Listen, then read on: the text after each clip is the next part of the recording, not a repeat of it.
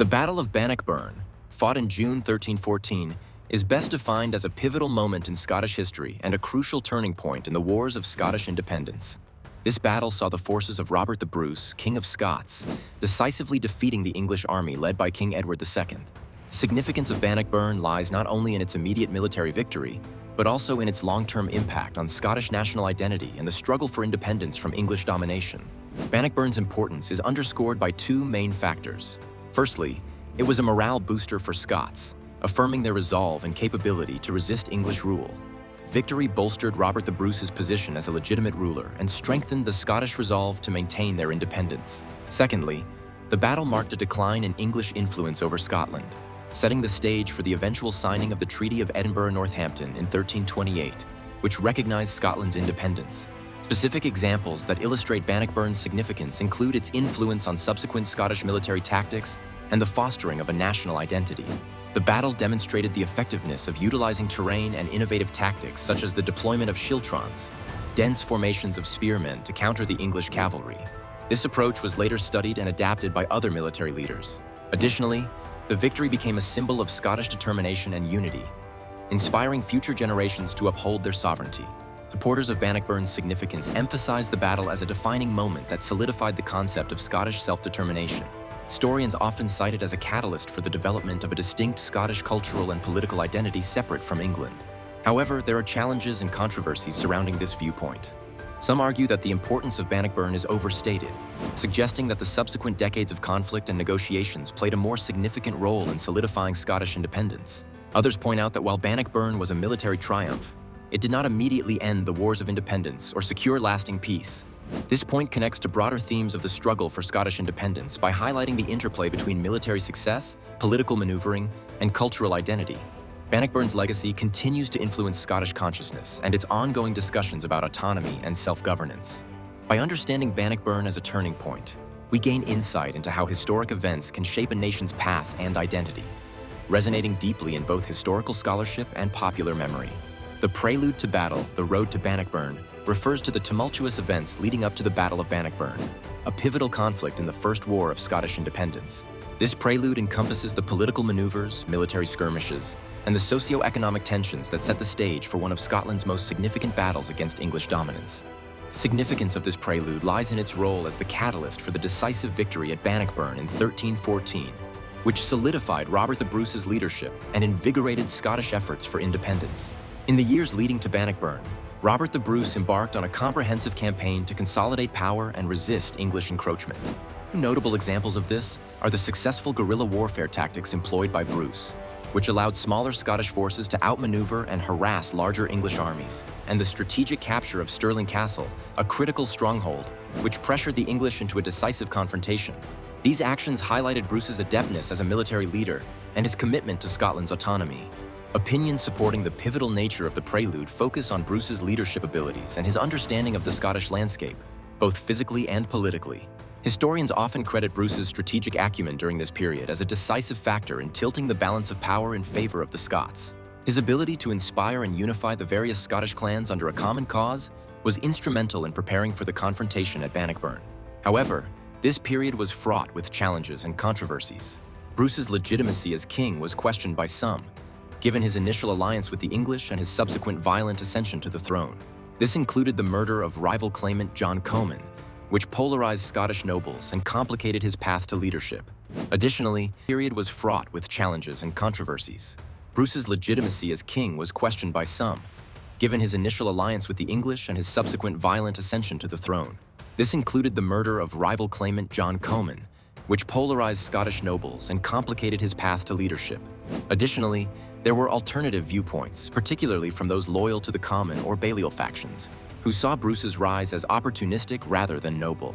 The road to Bannockburn was not only a precursor to the battle, but also a period that influenced the broader conflict of the Wars of Scottish Independence.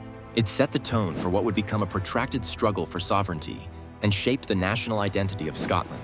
Understanding this prelude allows us to appreciate the strategic and emotive underpinnings that fueled the Scots' fight for freedom, making Bannockburn not just a military engagement, but a defining moment in the quest for self-determination. The key figures in the Battle of Bannockburn, Robert the Bruce and Edward II, played pivotal roles in this critical conflict for Scottish independence. Robert the Bruce was the King of Scots who led his nation to a significant victory, while Edward II was the English monarch determined to assert his authority over Scotland. Their clash at Bannockburn in 1314 marked a decisive moment in the wars of Scottish independence. Robert the Bruce's leadership embodies Scottish resilience and strategic brilliance. His commitment to Scotland's sovereignty galvanized his countrymen to rally against English domination. At Bannockburn, Bruce's tactical acumen was evident as he employed the terrain to his advantage, using schiltron formations to counter the superior numbers of Edward II's forces. This not only secured a crucial military victory, but also solidified Bruce's status as a national hero, inspiring future generations in the struggle for independence. Edward II, on the other hand, represented the might of the English crown, intent on subduing Scotland. His failure at Bannockburn was a significant blow to England's control in the region. The defeat exposed Edward's weaknesses in leadership and military strategy, ultimately undermining his reign and contributing to political unrest in England. The significance of these figures cannot be overstated. Robert the Bruce's triumph at Bannockburn was a turning point that bolstered Scottish morale and legitimacy. It demonstrated that a smaller force with strategic ingenuity could overcome a more powerful adversary. This victory also led to the 1328 Treaty of Edinburgh-Northampton, in which England recognized Scotland's independence. There are contemporary parallels, such as the ongoing discussions around national self-determination seen in global contexts like Catalonia or Quebec, where historical precedents like Bannockburn are often cited when advocating for independence movements. However, the legacy of Robert the Bruce and Edward II is not without controversy. Some historians suggest that Bruce's decision to kill John Comyn, a rival claimant to the Scottish throne, was a self-serving act that complicated his moral standing. In contrast, Edward II's tragic reign highlights the complexities of leadership failures and the impact of internal dissent on military campaigns. This pivotal encounter between Robert the Bruce and Edward II not only significantly influenced the outcome of the Scottish Wars of Independence, but also set the stage for future geopolitical dynamics between Scotland and England. Resonating throughout the Middle Ages and into modern nationalism debates, their legacies continue to be subjects of historical debate, embodying the eternal struggle for power and identity. The Battle of Bannockburn, a pivotal event in the wars of Scottish independence, is often discussed through the lens of its tactics and strategies, which played a crucial role in its outcome. Tactics refer to the specific techniques and maneuvers used during the battle, while strategies encompass the broader plan and objectives set by the commanders. At Bannockburn, the Scottish forces, led by King Robert the Bruce, employed a combination of innovative tactics and strategic foresight that ultimately secured a decisive victory against the numerically superior English army commanded by King Edward II. Significance of this point lies in the way these tactics and strategies not only shaped the immediate outcome of the battle, but also influenced the subsequent course of Scottish history. At Bannockburn, the Scots utilized the schiltron, a formation of spear-wielding soldiers, to effectively counter English cavalry. This defensive tactic was instrumental in neutralizing. Significance of this point lies in the way these tactics and strategies not only shaped the immediate outcome of the battle, but also influenced the subsequent course of Scottish history. At Bannockburn, the Scots utilized the schiltron, a formation of spear-wielding soldiers, to effectively counter English cavalry. This defensive tactic was instrumental in neutralizing one of the English army's greatest strengths. Furthermore, Bruce's strategic choice to fight on a narrow stretch of land near Stirling Bridge limited the English forces' ability to maneuver, turning their numbers into a disadvantage rather than an asset. Two notable examples illustrate these concepts. First, the cunning adaptation of the schiltron formation demonstrated how Scottish forces could neutralize a larger enemy through cohesive and disciplined infantry tactics.